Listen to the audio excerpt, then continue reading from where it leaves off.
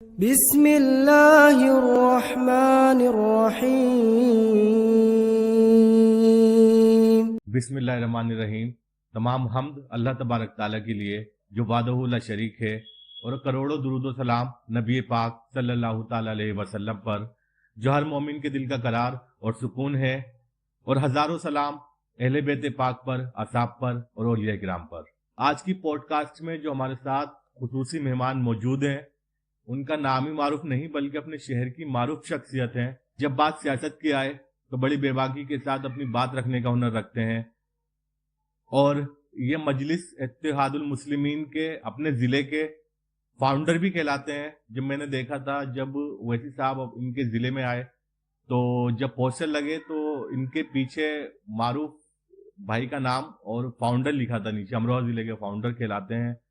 اور ساتھ ہی میں بتا دوں کہ ہمارے ساتھ جو پوڈ کاسٹ میں مہمان آتے ہیں، یہ نظریات اپنے ذاتی نظریات، ذاتی موقف، ذاتی خیالات ہوتے ہیں، اس سے ہمارا یہ چینل کا کوئی لینا دینا نہیں۔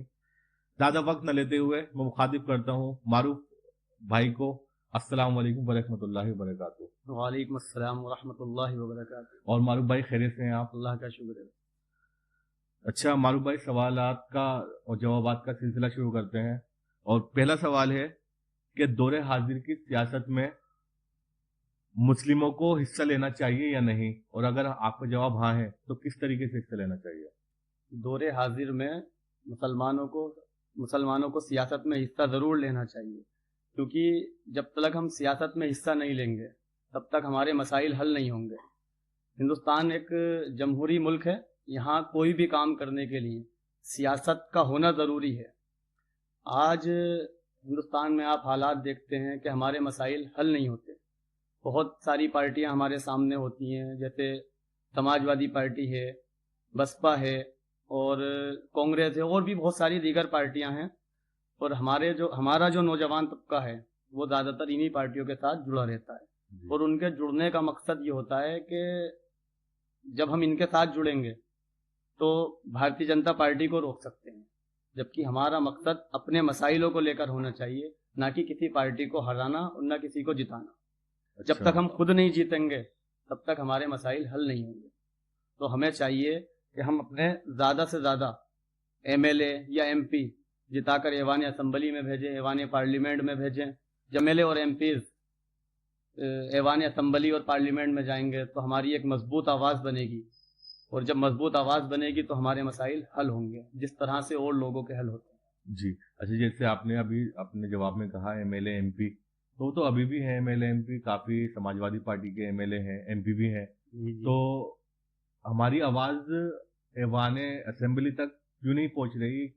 مطلب مسلم لیڈر جو ہے اس کا کردار کس طریقے سے ہونا چاہیے سیاست میں؟ دیکھیے عظیم بھائی، وہ مسلمان تو ہیں لیکن وہ کسی پارٹی کے لیڈر ہیں۔ اچھا، وہ مسلمانوں کے لیڈر نہیں ہیں۔ جی، اگر وہ مسلمانوں کے لیڈر ہوتے تو ہماری ایک مضبوط آواز پارلیمنٹ کے اندر ہوتی۔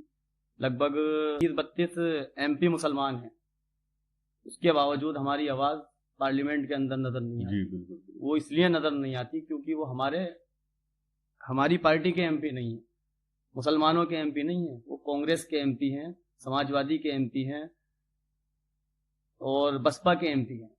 جب ہمارے اپنے ایم پی ہوتے تو ہماری آواز پارلیمنٹ میں نظر آتی۔ اب جو ہمارا ایم پی ہے وہ ہمارے ایم پی اسد الدین اویسی صاحب ہے۔ آپ دیکھیے پوری طریقے سے وہ ایوان پارلیمنٹ کے اندر مسلمانوں کے مسائل اٹھاتے ہیں۔ کسی بھی معاملے میں دیکھ لیجئے، چاہے 3 طلاق کا مسئلہ ہو، یا جنید کو ٹرین میں جو مارا گیا تھا ہریانہ کے اندر، دلی کے اندر مارا گیا تھا، ہریانہ کے وہ رہنے والے تھے، تو ان کا معاملہ بھی اسد الدین اویسی صاحب نے اٹھایا۔ اور آج بھی سنبل کی جامع مسجد کو دیکھ لیجئے، اس میں بھی سب سے بہتر اگر کسی نے بولا تو اسد الدین اویسی صاحب نے بولا۔ اور بھی لوگ بول رہے ہیں لیکن وہ اثر نظر نہیں آتا ان کی بات کا، جس طرح سے اسد الدین اویسی صاحب بات رکھتے ہیں یا اپنی بات ایوان پارلیمنٹ کے اندر اٹھاتے ہیں۔ تو آپ کو لگتا ہے کہ مسلم کو ایک آپشن، بہترین آپشن مجلس اتحاد المسلمین ہے؟ یقیناً اس کی وجہ جیسے آپ نے بھی بتائی، اس کو ایکسپلین، وضاحت کیجئے کہ تاکہ ناظرین تک یہ بات پہنچے جو کیوں چنے وہ مجلس اتحاد المسلمین۔ دیکھیے، ऑल इंडिया मजलिस इत्तेहादुल मुस्लिमीन हमारे लिए बेहतरीन ऑप्शन क्यों है। असदुद्दीन ओवैसी साहब आते तो हैदराबाद से हैं, लेकिन मसाइल पूरे हिंदुस्तान के मुसलमानों के उठाते हैं। जी जी। और तेलंगाना के अंदर आप चलिए, तेलंगाना में मुसलमानों को 4% रिजर्वेशन मिलता है। इसलिए मिलता है क्योंकि वहां पर मुसलमान मुत्तहिद है। कोई भी कौम अगर मुत्तहिद होगी तो यकीनन उसके मसाइल हल होंगे। लेकिन जब हम बिखरे हुए होंगे, हम समाजवादी की तरफ होंगे, बसपा की तरफ होंगे, कांग्रेस की तरफ होंगे, तो फिर हमारे मसाइल का हल नहीं होगा। तो मारूफ भाई, क्या वजह है कि मुस्लिम यूथ आज सियासत से दूर नजर आता है? देखिए अजीम भाई, मेरे नजरिए से ये सवाल ही गलत है। अच्छा। मुसलमान यूथ, मुस्लिम यूथ सियासत में हिस्सा तो लेता है, अच्छा, लेकिन वो गलत ट्रैक पर है। वो मसला ये है कि जिस तरह से मुसलमानों को चाहिए सियासत में हिस्सा लेने के लिए, अपनी एक पॉलिटिकली पावर के साथ, जी जिस तरह से यादवों की अपनी एक पार्टी है, जी, समाजवादी, बसपा दलितों की एक अपनी पार्टी है, आरएलडी जाटों की अपनी एक पार्टी है, इसी तरीके से मुसलमानों को भी चाहिए कि वो अपनी एक पार्टी, एक झंडे के नीचे पॉलिटिक्स में हिस्सा लें, तो यकीनन उन्हें ज़रूर कामयाबी मिलेगी। आज से पहले उन्हें कामयाबी इसलिए नहीं मिली कि इन्होंने हमेशा दूसरों के झंडे उठाए, दूसरों की पार्टी की नौकरियां करी, उनको आगे पहुंचाया, उनके मुख्यमंत्री बनाए, उनके एमएलए बनाए, उनके सांसद बनाए, लेकिन मुसलमान को क्या मिला? आज तालीम के मैदान में मुसलमान कितना पीछे है। अच्छा, जिस तरीके से आपने कहा कि मुस्लिमों को एक अपनी पार्टी बनानी चाहिए, तो क्या सवाल ये है कि दौर हाजिर में आपको कोई ऐसी पार्टी नजर आती है जो मुस्लिमों के लिए एक बेहतरीन ऑप्शन हो, जो ऐवान असेंबली तक उनकी आवाज उठाए? बिल्कुल, हमारे सामने असदुद्दीन ओवैसी साहब की पार्टी मौजूद है,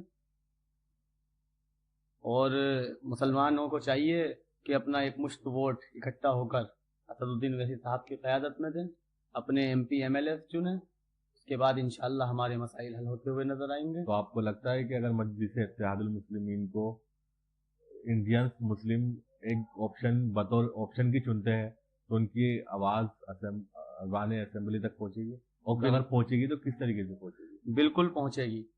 जब आप ये सोचिए कि अभी ऑल इंडिया मजलिस इत्तेहादुल मुस्लिमीन का एक सांसद है, तब उनकी आवाज़, आज भी कोई चैनल ऐसा नहीं होता जहां पर उनकी आवाज़ नहीं सुनाई देती। जब एक एमपी के बाद ये हाल है, तो यकीनन जब ज़्यादा एमपी होंगे, ज़्यादा तादाद पार्लियामेंट के अंदर होगी अपनी पार्टी की, तो हमारे मसाइल भी हल होंगे, हमारे लिए एजुकेशन में भी काम होगा, हमारे लिए हॉस्पिटल भी बनेंगे। मुस्लिम इलाकों में आज हॉस्पिटल नहीं है, स्कूल नहीं है, कॉलेज नहीं है, तो वो इसलिए नहीं है क्योंकि जो पार्टियां थी उन्होंने मुसलमानों को सिर्फ यूज़ करा, उनसे वोट लिया, उसके अलावा उन्होंने कुछ नहीं करा। तालीम के मैदान में हमें पीछे रखा। अगर हम अपनी पार्टी को वोट देंगे, अपने सांसद चुनेंगे, अपने विधायक चुनेंगे, तो यकीनन हमारे मसाइल हल होंगे। अच्छा, जैसे आंकड़ों की बात माने तो यूपी में 22% वोट बैंक है मुस्लिमों का, दिल्ली में 12%, महाराष्ट्र में भी कमी है, तो किस तरीके से ज्यादा एमएलए एमपी आ सकते हैं? ऐसा तो नहीं हो सकता ना कि एमएलए एमपी ज्यादा हो जाए? उत्तर प्रदेश के अंदर मुसलमान 22% है जी, लेकिन आप ये बताइए कि कितने विधायक और कितने सांसद उत्तर प्रदेश से ऐवान पार्लियामेंट में और ऐवान असेंबली में चुनकर जाते हैं?